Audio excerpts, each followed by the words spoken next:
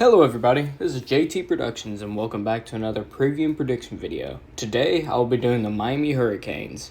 Last season, the Miami Hurricanes went 7-5, 5-3 in the ACC with a win. I believe their bowl game got canceled for some reason.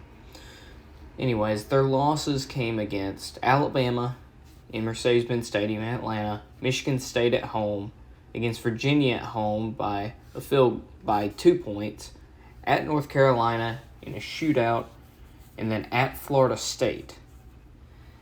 Kind of disappointing losses for Miami last year. They did, however, beat Pittsburgh, who ended up being the ACC champion, and they ended up squeaking a win away from Appalachian State. Well, let's see what they're working with this year. They are returning a junior transfer, or they got a junior transfer in, Frank Ladson from Clemson, who will hopefully help them out on offense a little bit. Xavier Restrepo is coming back as well, and they have another sophomore, Keyshawn Smith, coming back. They lost Charleston Rambo from last year, but hopefully those guys will be able to show up for quarterback Tyler Van Dyke. They also got a transfer in from Lackawanna College, Colby Young, who's a sophomore transfer. Now, like I said, at quarterback you have Tyler Van Dyke, who's going to be a pretty vital piece. He was a freshman last year, impressed a lot of people. I think he'll do fine. They also have Will Mallory, a redshirt senior tight end, coming back. And they also got Henry Parrish, a running back, sophomore transfer from Ole Miss. That will help a lot. They have Jalen Knighton, a sophomore as well. Running game should be fine as long as the somewhat veteran offensive line, besides left guard, holds up. On the offensive line, you have Zion Nelson, Jr., Jalen Rivers, redshirt freshman, Ja'Kai Clark, Jr., redshirt senior transfer, Justice Aluasion, and DJ Shafee, redshirt senior. So the offense, if the receivers pan out, should be fine for Miami, especially working in the ACC, not SEC. Defense, you have a young defensive line with redshirt, sophomore, and sophomore. And then you have two transfers in the linebacking position. Mitchell Agood, redshirt senior transfer from UCLA by way of Riverside Community College. And then Caleb Johnson, redshirt senior transfer from UCLA by way of Texas and Fullerton College. Then you have a junior, Keontre Smith, coming back. In the secondary, you have redshirt junior Gilbert Frison, that's a linebacker, Gilbert Frison, linebacker. In the secondary, you have junior transfer Tyreek Stevenson, Darrell Porter Jr., a sophomore transfer from West Virginia. You have Carmen Kitchen, sophomore, James Williams, sophomore. At safety positions, then Te'Cory Couch, a junior nickelback. Now, last year, your head coach, Manny Diaz, got you to 7-5. Pretty good from the last couple of seasons to where you were down a little bit. He's gone. In comes Mario Cristobal. Mario Cristobal is a great head coach. He's a great recruiter, great at what he does. I think that in the next couple of years, he's going to turn Miami around. And we'll see how he does this year. Now, recruiting standings. Miami, as we know, the past couple of years have not been the best. So, let's see here. Miami is number 15 averaged over the last 5 years. This recruiting ranking is by Athlon Sports, and it averages your last 5 seasons of recruiting rankings. So, like in 2022, they're 15. 2021, they were 11. 2020, they were 16th. 2019, they were 27th. And 2018, they were 8th. So that's how the kind of recruiting works with Athlon Sports. So not bad.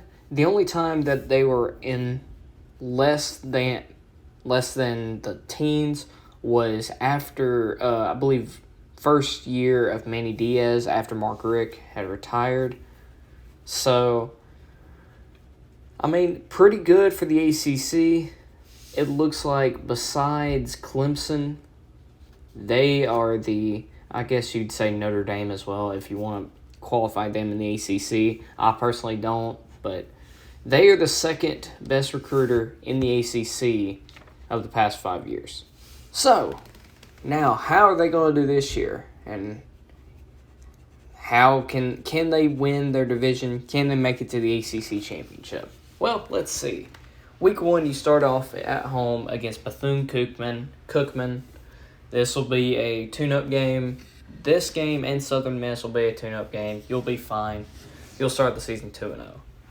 Then's the big non-con game at Texas A&M. If you've seen my Texas A&M video, you know that I'm decently high on them. They're a great team. I just don't know if in year 1 with Mario Cristobal that y'all are going to go into a ruckus stadium like Texas A&M. It's a night game in Kyle Field at College Station. I don't think you're going to come out there with a win. Maybe if it was in Miami, I'd consider it, but I think Texas A&M is just a better team than you right now. So I think you start the season 2-1. Then you're back at home against Middle Tennessee Blue Raiders. Another tune-up game. You'll get a win. 3-1. Then you have your bye week at a pretty good time before your ACC schedule starts. I don't know, dude. This is a sneaky game right after the bye week. North Carolina at home. They've kind of had your number over the past 2 years.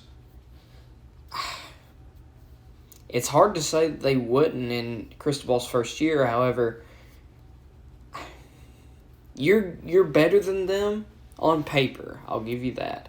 But it's just something about Mac Brown's teams that always seem to have Miami's number. So I'm giving it to the Tar Heels, and I think they get the win over you.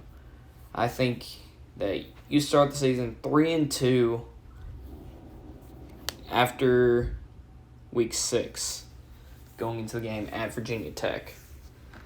You're going to win this game at Virginia Tech. Virginia Tech's going to be down this year. They lost most of their coaching staff and a lot of the guys that made last year's team good. They do have their quarterback. I forgot his name. But I don't know how Virginia Tech's going to be. I don't think they're going to be that decent. Then you have Duke at home. Win. Duke is nowhere near you right now. So that brings you to 5-2. Then next week you're at Virginia. This is going to be a tricky game for Miami as well. Virginia is not a pushover. But I think you get the win in Charlottesville. And go to 6-2. Then you have Florida State at home, a revenge game for Miami. Florida State's going to be comparable, but not enough, I don't think. I think Miami's just on maybe a tier higher than Florida State at this point. Anything can happen. It did last year. But I think Mario Cristobal is going to bring some consistency to this Miami team, and I think you get the win, go to 7-2. Then the next week, you're at Georgia Tech. Georgia Tech has played you hard the past couple of years, so it could be a very close game, but I think talent's going to outweigh it in the end, and I think you get the win in Bobby Dodd. So you are 8-2 going into probably your biggest game of the season at Clemson. Now, Clemson, one thing they got is a stout defensive line. If this was first thing last year, you would probably just get blown out by him just because De'Aaron King, great running quarterback, he's just not the most proficient passer at the Power 5 level. So now that you have Van Dyke, who's more of a pro-style guy, I think you get the win. I think Miami goes into Clemson, gets the win for the first time in a while, and punches their ticket to the ACC championship, maybe at this point. Then you get your final game of the year against Pitt in Hard Rock. I think you take a loss. I think at this point, Pitt, and this point in the season, Keaton Slovis has finally got his group together, and they're rolling. They may be They may be fighting for a spot in the ACC championship as well, because the ACC, it's either this year or next year, is going to they're getting rid of divisions. I think it's next year. So they would be fighting with Clemson for a spot in the Atlantic Division. But I think you lose here and finish the season 9-3, and I think this I think would be your best record since 2018, since Mark Richt left. Not a bad first season for Cristobal, and I wouldn't doubt if this is how it was. I mean, the games you lose are subject to change. Like, you could, instead of losing to North Carolina, you could lose to Virginia. Or you could, instead of lose to Pitt, lose at Clemson. Either way, I'm stuck with you going 9-3. So, anyways, thank you all so much for watching. I hope you enjoyed trying to make it through all the Power 5 teams by week 0, which is the end of August, I believe. So if you would want me to do a specific team, let me know down in the comments. And anyways, go Dogs.